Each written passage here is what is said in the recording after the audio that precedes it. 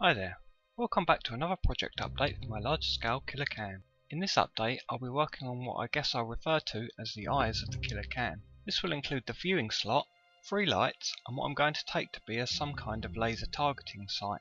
I started off by gluing a piece of 1mm sheet to the curved formers on the inside of the can body.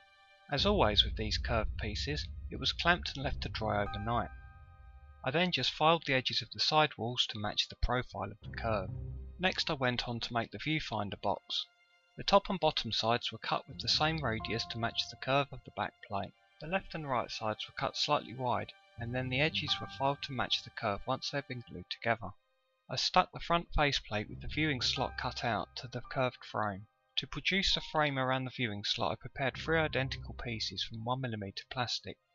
They were cut slightly long and with the slot a little small to allow for the variations in dimensions as they were curved different amounts. Once they were all stuck on, I was able to file the inner and outer edges flush with each other and at the correct angle.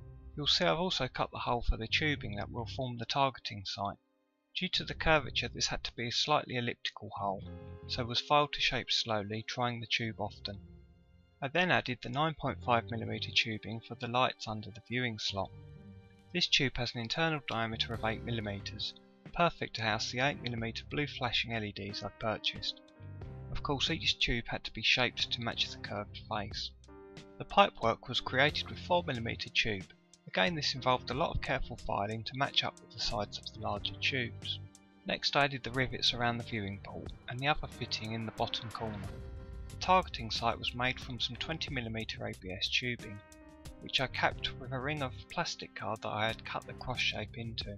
The clear acrylic sphere was luckily a perfect fit for the tube, so my plan was to drill a 5mm hole into it and insert a 5mm red LED so that the whole ball would glow. Here you can see the targeting sight in place and also the large LEDs in their tubes.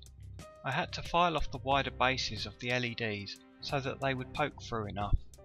I then layered together some 2mm sheet to create 4 small blocks for the supporting brackets. These were shaped and glued in place, 2 on either side so that the viewfinder would fit between them. I didn't want to fit the viewfinder permanently with glue, just in case anything ever goes wrong with the lights. Therefore I drilled small holes through the brackets and into the box.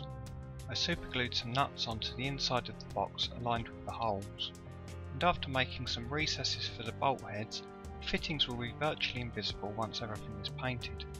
The LEDs and their resistors were all wired up in parallel. Just to make sense of the jumble of wires in the previous image, here is the simple circuit diagram. And finally, here's how it looks with the LEDs lit up. The flash rate of the blue LED seems pretty random, which is great as it means there is some variation in the pattern, rather than just all constantly going on and off at the same time. With the room darkened you can see the light from the red LED tends to glow through the plastic, so I'll have to take measures to reduce this as much as possible. Well, I hope you've enjoyed this update. Until next time, thanks for watching.